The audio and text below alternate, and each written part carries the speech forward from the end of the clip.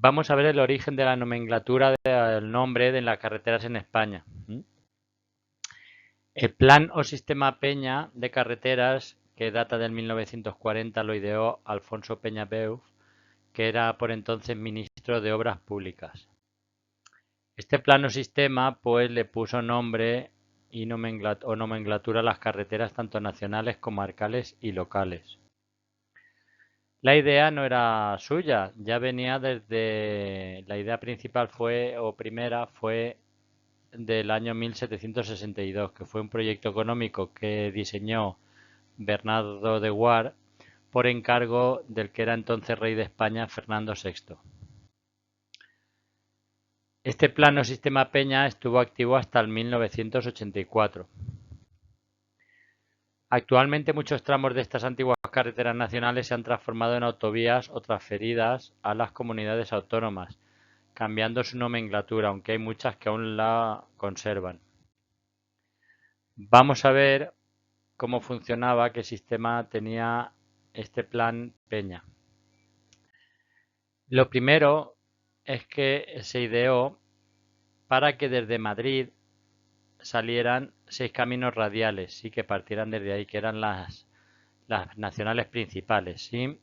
La Nacional 1 pues era un acceso a Francia desde Madrid a través de Irún. La Nacional 2 era también un acceso a Francia por el paso de la Junquera, pasando por Zaragoza y Barcelona. La Nacional 3 era destino Valencia. La Nacional 4 era destino Cádiz, pasando por Sevilla.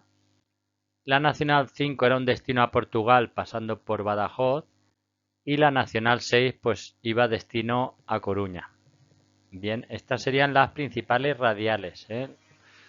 Entonces, las carreteras nacionales que no eran estas radiales, ¿cómo se numeraban? ¿Cómo se nombraban? Bien, el primer número de estas nacionales que no eran las principales que hemos visto antes, pues dependía de si el inicio de la carretera nacional era en el sector 1, que el sector 1 era lo que había entre la Nacional 1 y el 2, pues se les ponía un 1.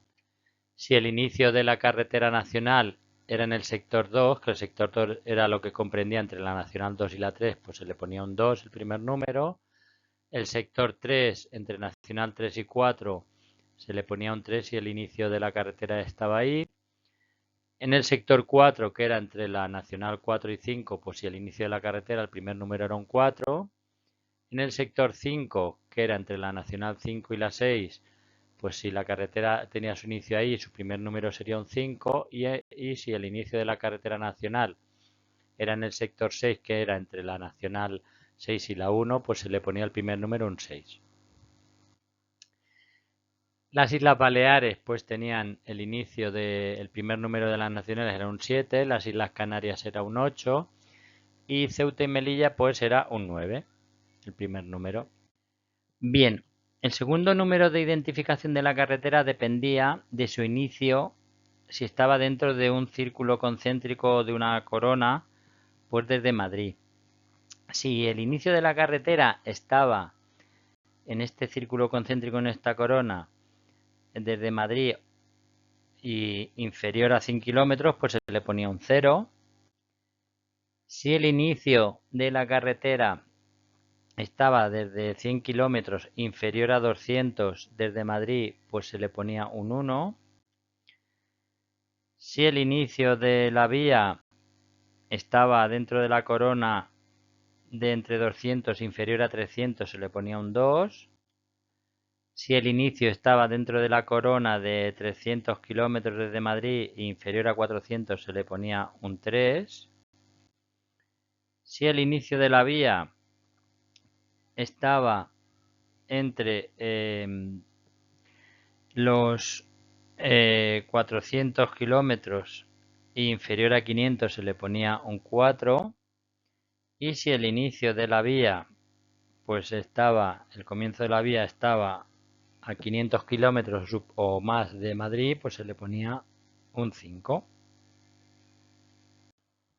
Para el caso de las islas o posesiones en África, pues el número se les ponía el número que las definiera.